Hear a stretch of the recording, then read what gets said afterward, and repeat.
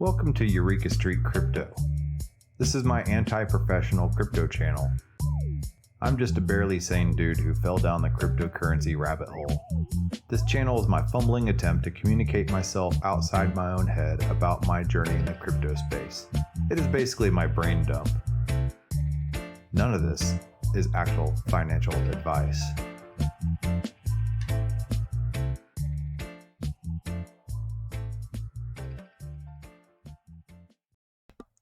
Good morning, everybody. I'm Eureka John, and you're at Eureka Street. You're at Eureka Street Crypto, broadcasting live at 5:46 in the morning. It's December 17th, 2021, and it's Friday. As you can see here, the little pink Friday sign that I put at the top of the screen.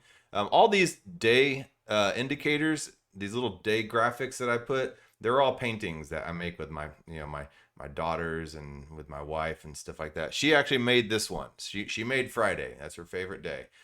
So yeah, and it's all looking, all hair salon-y style because she's a hairstylist, and that's the story behind that. Okay, this is my video blog, aka Morning Brain Dump, and I talk just a little bit about everything that I learn in crypto as I go along here. This show is not meant to be professional or financial advice or anything like that. This is just like I said, my brain dump and me just kind of talking out things that I have brought into my mind, because I think half the process of learning is done by actually trying to articulate and express what you have learned and what you've brought into your head. So whenever you are able to actually articulate it outside of yourself, then it's kind of learned. All right. So yeah, I'm not sponsored by anybody, not shilling anything. It is what it is. All right, so let's move on here. And as you can see, I'm wearing the same shirt I wore a little earlier this week. I gotta do my laundry. I haven't quite. This was one of the cleanest shirts in my rotation, so I kind of did that little test to it, and this one still smelled pretty clean. So it's a little overdue. Pardon my shirt if you've seen it before earlier, a couple days ago or something. All right, so Bitcoin, $47,192.76. Ethereum, $3,852.19. Binance Coin, $529.64. Tether, dollar, wow. Solana, $176.72. USD, same thing, stablecoin. The stablecoins to me are just kind of like a distraction. They really need to take these out of these market cap rankings and stuff like that. Coin Market Cap, CoinGecko, Coin Paprika, Coin Codex, there's a bunch of them. But yeah, they should take the stable coins out and really show, and like the wrapped coins as well, I think should go, because those are just wrapped representations of one token on one blockchain put on another blockchain. So yeah, stable coins and wrapped coins, I think, need to kind of go.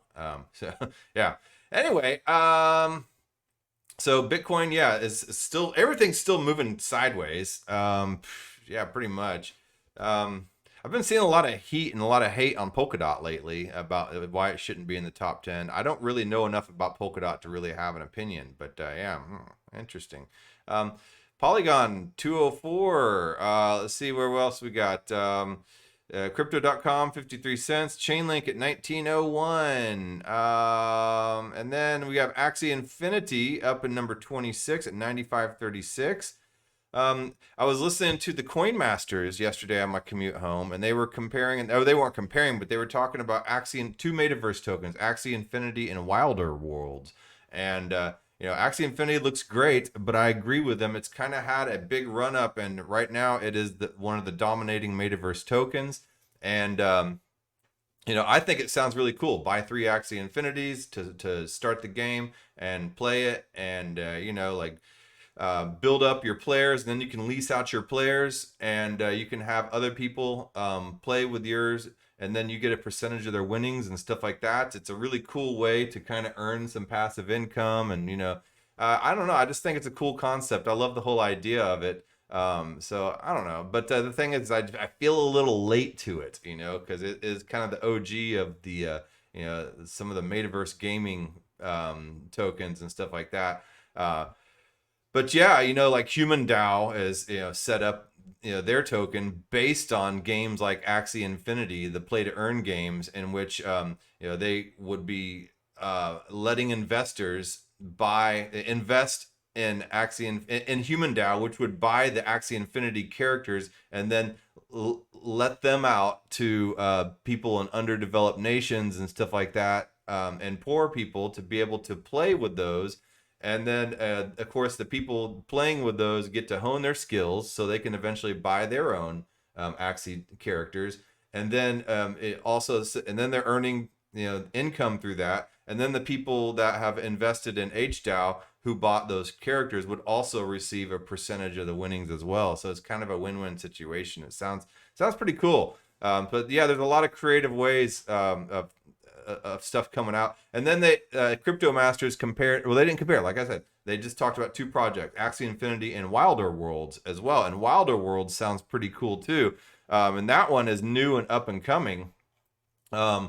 So yeah, it's not like Axie Infinity at all. So let's look at this one, Wilder World on CoinGecko. It's pretty new, and I think that this one has a lot of potential, according to what they were saying. The Crypto Masters. I like their podcast. So yeah, right now it's pretty cheap, $375, and it yeah, I think this game, from the way they described it, will be doing pretty well. I haven't really had a deep chance to look into it, so I kind of just aped in and bought a few tokens for now. And then I'm going to be doing an episode covering specifically Wilder World and just kind of really dig a little deeper and dig a little deeper for myself. But I just felt like sometimes I just get this feeling about something, and and especially with some podcasters that I kind of trust, their opinion and stuff like that. I'll take a little leap on this one and then go back and explore it later, and sometimes it's bitten me in the ass, and sometimes it's done really well for me. So I'm just kind of like that. I ape into stuff. I'm kind of a Chad, right? Is that what they call it? Chad? Is that what the kids say nowadays? Anyway, let's move on. Let's look at another token project here. Fantom is something that I hear a lot about, and it keeps popping up in Twitter and stuff like that. And it's a whole other different blockchain. It's another layer one solution, as if we didn't have enough layer one solutions, through obviously there's Ethereum, and that has its layer one expensive gas issues. So there's been this whole other crop of layer ones that have popped up. Solana, there's Cardano, of course, and there's Solana. There's Tezos was the OG proof of stake one. There's Avalanche, the Binance Smart Chain. There's all these other layer ones that have popped up. They're trying to solve this issue of gas and speed and scalability and stuff like that. The problem is that a lot of them sound great, but they're not really that decentralized when it comes down to the brass tacks of it. So I don't know. But then I see Fantom here, and I kind of finally stumbled on Fantom here I was looking at different Ohm forks. And let me just pull up the chat here in case I see if I don't miss anything. So I was looking up different Ohm forks, and I came across this one called Hector Dao. Let me see if I can find my tab for it. Where'd you go, Hector Dao? So yeah, there's a bunch of different Ohm forks. There's Wonderland on the Avalanche blockchain.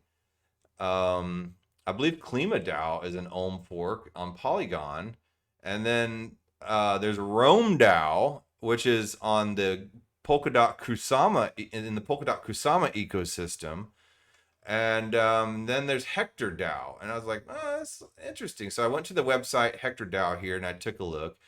So let's build wealth, and then Ohm fork. What I mean is, kind of like DeFi 2.0, where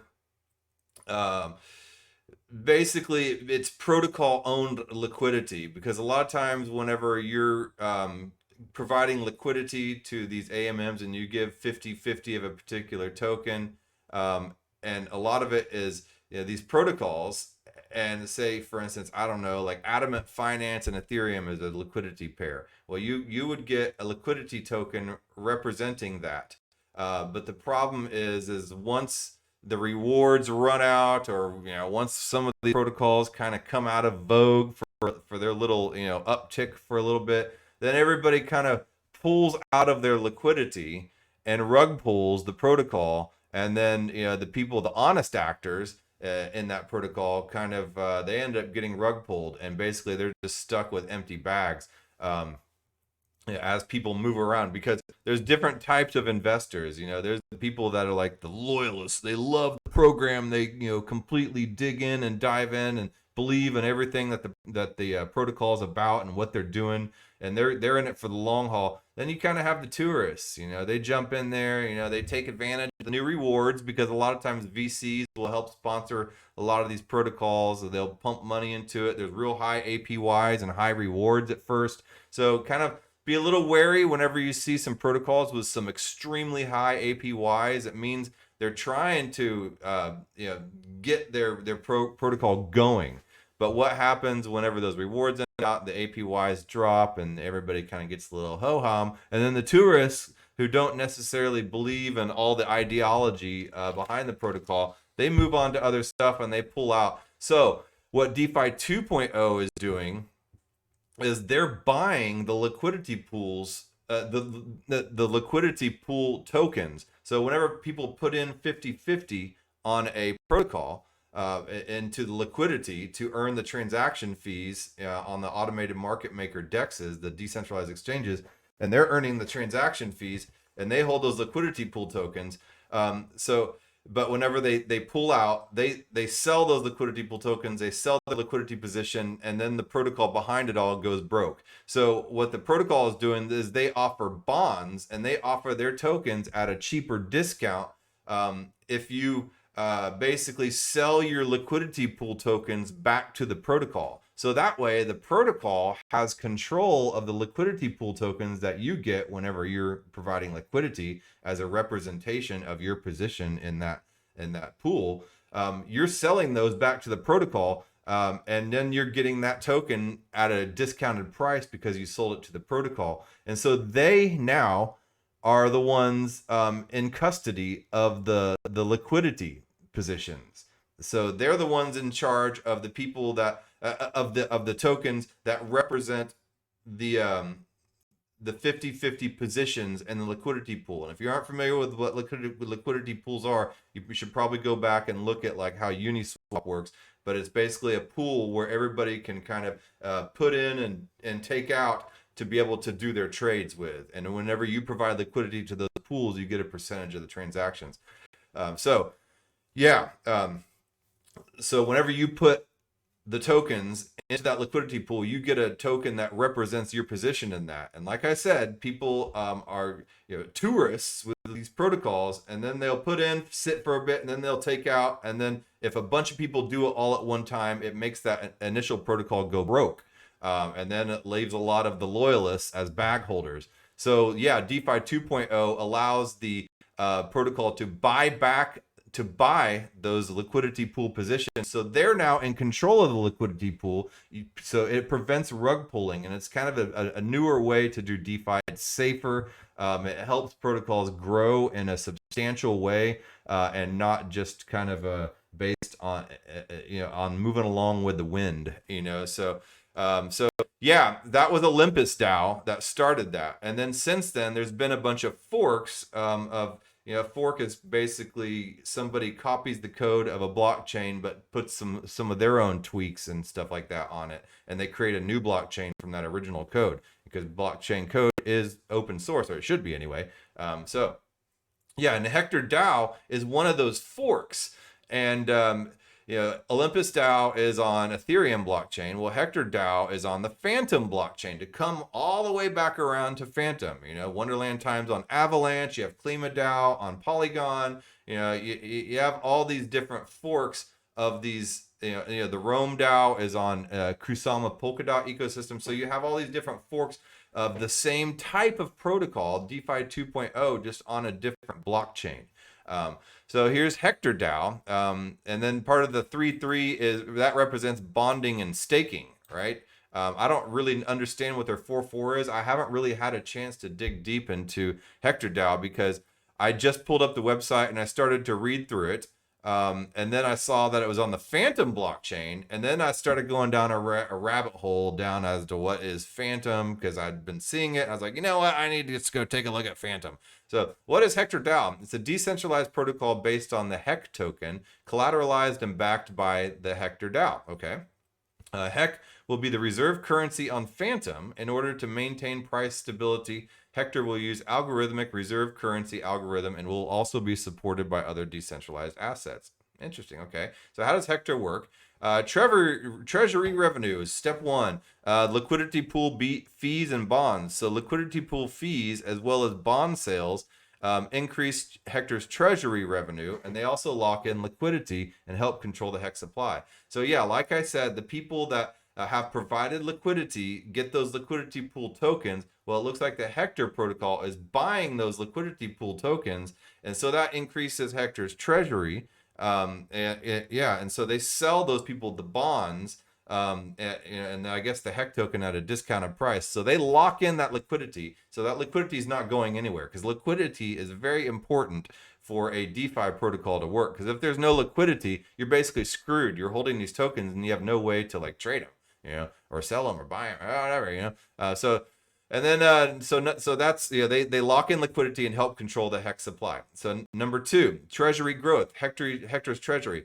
Treasury inflow is increasing the treasury balance and backs outstanding HEC tokens and regulates staking APY. Okay. And then three, staking rewards. The HEC token compounds yields automatically through a treasury-backed token with intrinsic value. And then let's see what their partners look like. So Certic, okay, that's an auditing. I think that's an auditing platform. So if it's that's a good sign if it is. Fantom Foundation, okay, and then what is this third one here? Rubik. I don't know what Rubik is, so I'll have to look at. I got so much to learn always in crypto. I don't ever know basically jack squat. I'm sure a lot of people that are so much more sophisticated watch my show and they're just like shaking their head. But like I said, a lot of times I've said in past episodes, I'm learning as I go along here in this show because this is my time for crypto. So if I say things incorrectly, I apologize. All right. Cool. All right. So anyway, let's take a look at this other page I had open. Their staking protocol. So it looks a lot like the OHM staking protocol mechanism. As I said, it's a fork of OHM. So they copy and paste a lot of the code, and then they will tweak it to suit their own fancies. Suit their fancy. That was that energy drink. And here's my kombucha. So yeah, that's a pretty healthy APY. 155,103.4. I'm not sure whether to, think that's amazing or be absolutely scared by that APY, honestly. But the whole aspect of it being DeFi 2.0, then buying back the liquidity pool tokens, does make me feel a little more secure about that because it will be harder to get rug pulled. I'm kind of in the process of a real slow rug pull with Adamant Finance right now. And I've seen the value of that token go from like $40 all the way down to like $2.50 right now. It's been real fun as my tokens are, as my token rewards have been locked in there. And it's like, luckily I didn't lose too much because the APY was so good that it's kind of balanced out, the loss of the value of the token. So, that's what this is all about. I try to test all these programs, and I have harped on this whole thing of, you have to test this stuff out for yourself, no matter how good it sounds on paper or some YouTuber made it sound or whatever. You need to test this stuff out for yourself because a lot of times the reality of how all this stuff works is very different from the way they describe it, Anyway, so yeah, so this is basically the Hector protocol. So, and you can buy it on Spooky Swap and Spirit Swap, which are both I guess dexes on Fantom. So let's go take a quick look at Fantom while I have a few more minutes. I'm running out of time, but I want to do a deep dive on Fantom. I think this is probably pretty important. So here's the Fantom Layer 1 blockchain. Performance matters. Fantom is a fast, high throughput, open source smart contract platform for digital assets and dApps. All right. So one thing that I noticed, the first thing that I noticed right here was this graphic. Hold on, that you first saw when it started up, when it did this preview. Look at this graphic right here. This is a Hashgraph graphic. This is a directed acyclic graphic. This is a DAG graphic, and I don't mean like a New Yorker trying to say dog. DAG, hey DAG, yeah, hey, go get the DAG. Go feed the DAG. So no, this is a directed acyclic graph, and it is a different way to do consensus mechanisms. It's a conceptual representation of a series of activities. Hold on, the window. Okay, there. Now you can see it. The order. So it's a conceptual representation of a series of activities. The order of the activities is depicted by a graph, which is visually represented as a set of circles.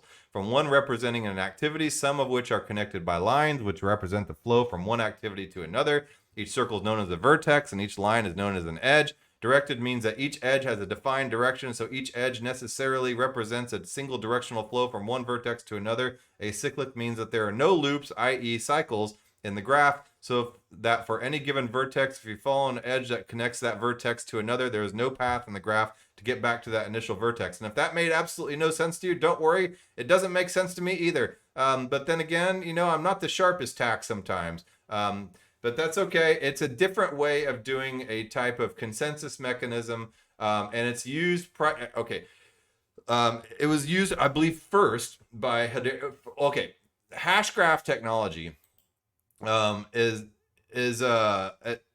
it started out open source, and then Hedera took and put some patents on some parts of the technology, and Limon Baird with Swirled, I guess is the name of the company, created the Hedera Hashgraph using the Hashgraph technology.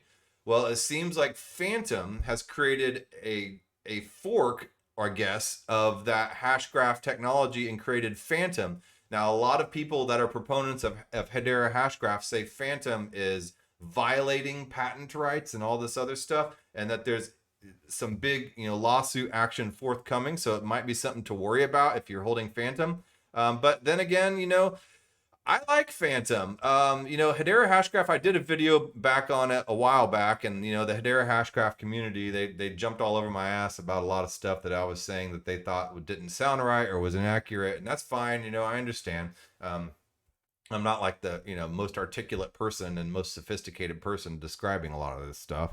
But to me, Hedera is like, it has 39 validators, and they say it represents different sectors of the industry, of the global industry and stuff like that.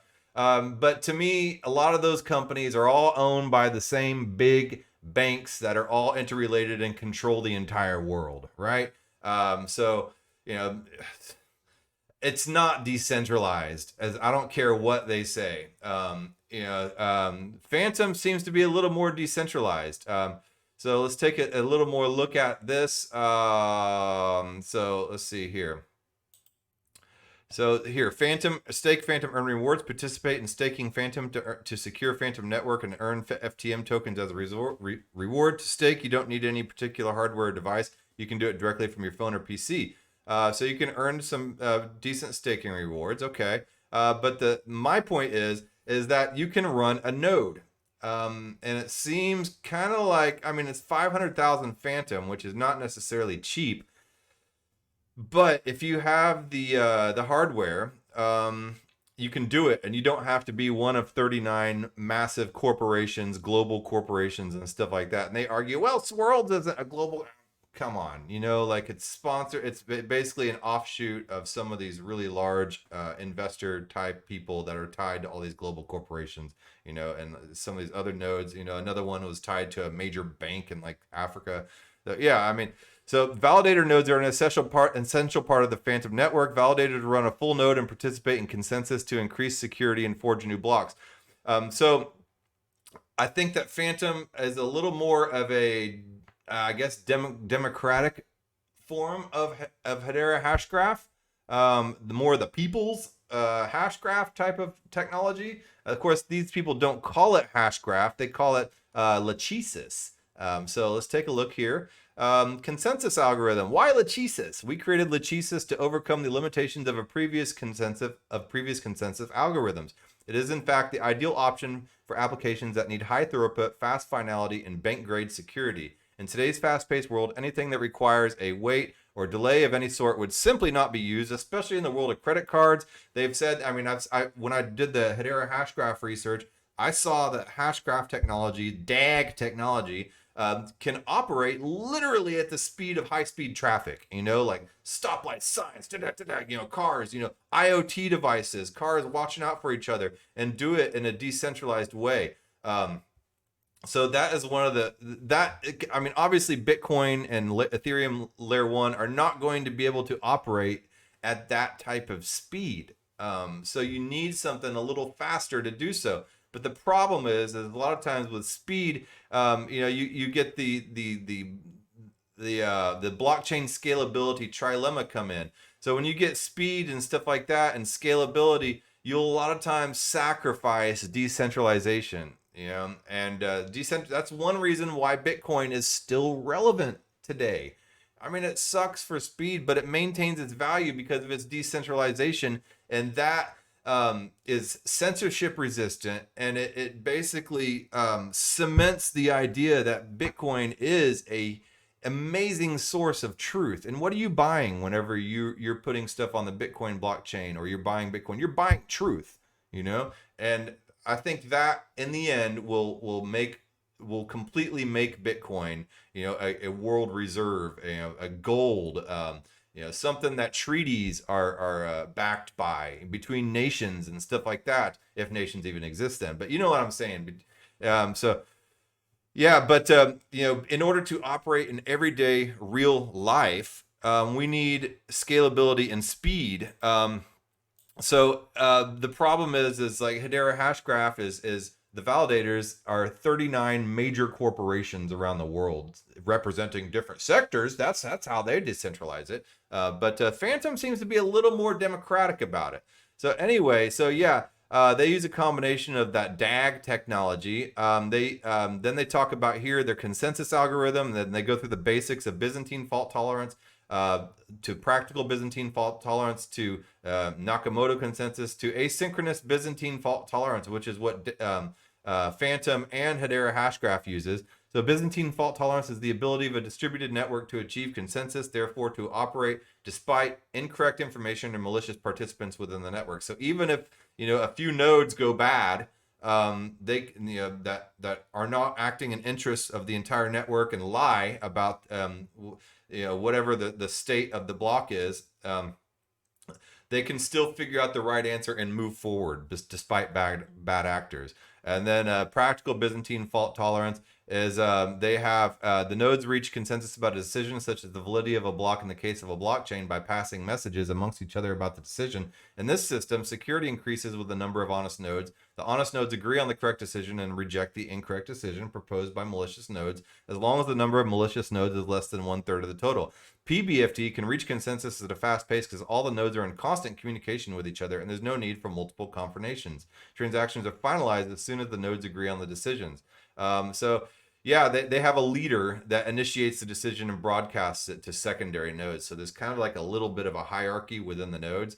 And then asynchronous Byzantine fault tolerance is the highest standard of consensus algorithm that solves that blockchain trilemma that I was talking about, the decentralization, security, and stability. You can only have two of those three traditionally, according to which only 2 or 3 components are possible at the same time. aBFT, asynchronous Byzantine fault tolerance consensus protocol, allows for maximum decentralization, high scalability, and bank-grade security. In an aBFT network, nodes can reach consensus independently. It conveys this information and they don't need to exchange finalized blocks. For this reason, aBFT consensus mechanisms are completely leaderless.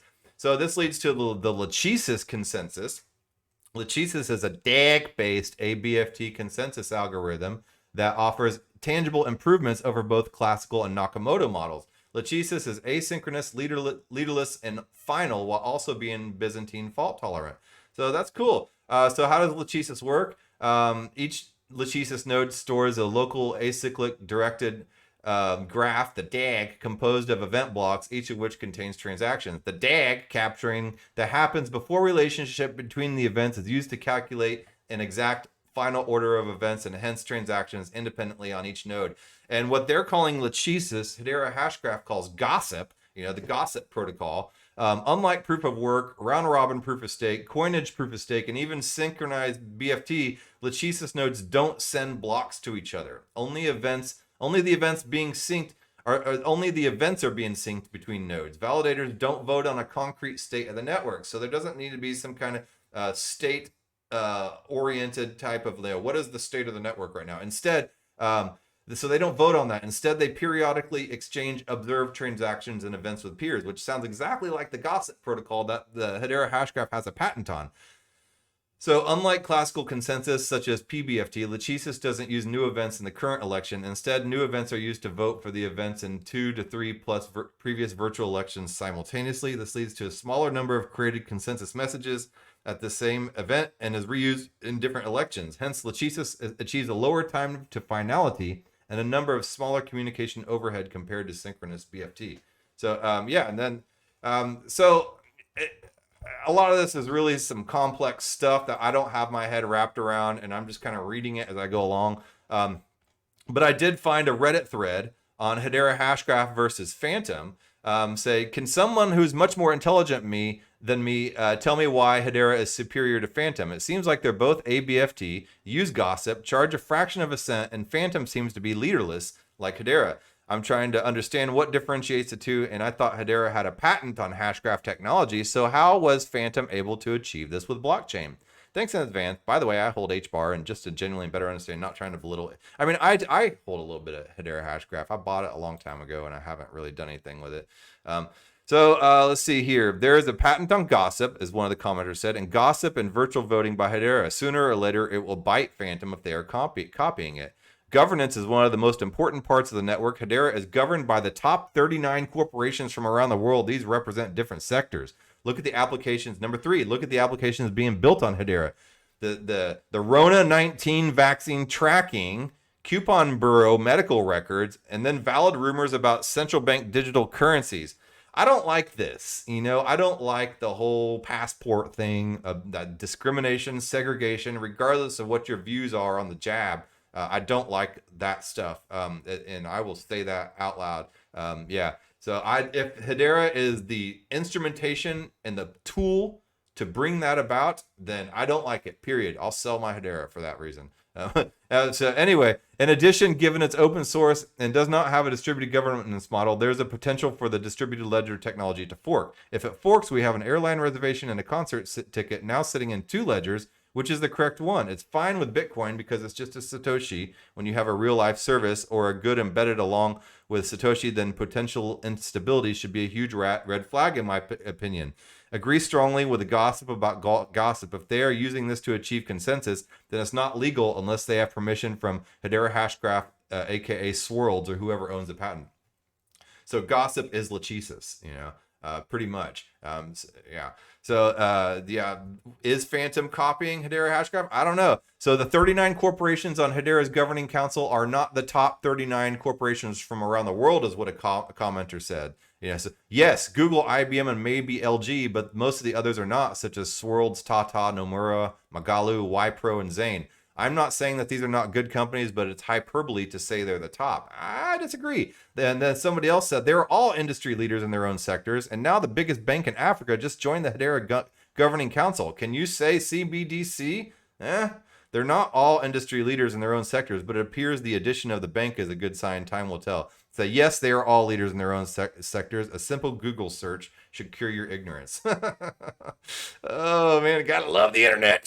Spicy. Somebody else said, from my investigation, Hedera is licensing Hashgraph under MLA, but originally Hashgraph was open source, free license, and Mosaic Networks was one of its contributors.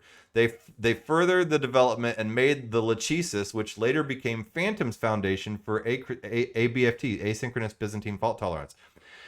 Even if HBAR licensed Hashgraph under MLA later, it would be hard for them to sue others, as the source code under free license can be freely used by other parties as long as they don't use the Hashgraph trademark. So, and then somebody followed that saying, yeah, the fork out happened in 2018 when Hedera decided to go for the closed patent license path. FTM is basically the form of forked out from that time. So Fantom is basically the form of that forked. While checking Lachesis source code, they are using the original open source and further developing with Andre Cronje, amazing dude. And so I'll back anything Cronje backs. And Mosaic Networks as main contributor under a new trademark and license as HBAR already using Hashgraph. I would say this is similar to Red Hat, HBAR, and Ubuntu, Fantom, were the case where Red Hat decided to commercialize their own product while Ubuntu remained free for community. And if you don't know what those are, Linux, Linux, the operating system.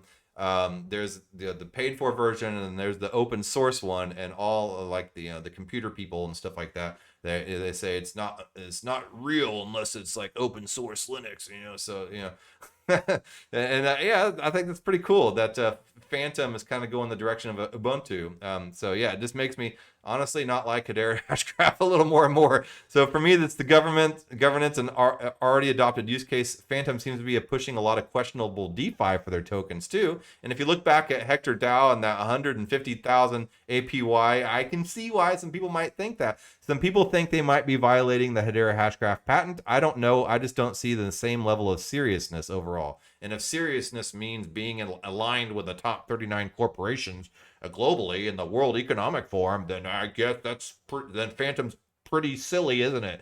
And then somebody else says Fantom is using Lachesis, which was developed from the open source Hashgraph. If they can prove and find any trace Fantom using the closed code from later on license under MLA, then HBAR can sue Fantom and the one developing Lachesis. Then they give a link to 101 blockchains and Hashgraph. I'll try to link a lot of this stuff. I've gone over again. I always do every morning. I go over time.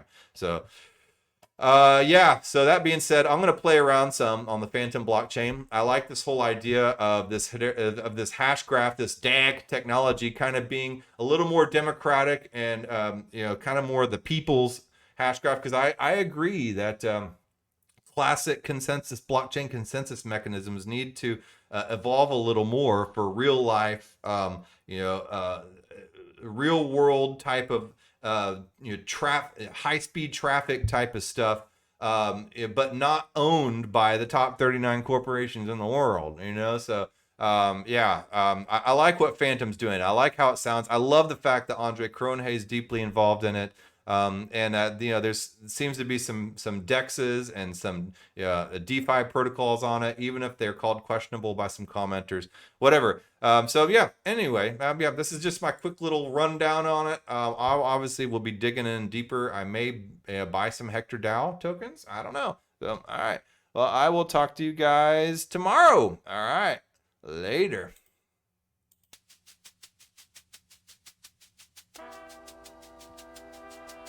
Thank you for making it to the end of this program. If you actually like this content, give a thumbs up.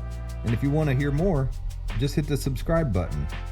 I'm available on YouTube, Odyssey, and BitChute, and on all the major podcasting platforms in audio version. Spotify specifically. If you would like to follow and leave a review, that would help a lot. I am also available on Twitter at EurekaJohn1. That's EUREKA John, JOHN, and the number 1. My DMs are always open. Feel free to shoot me a message.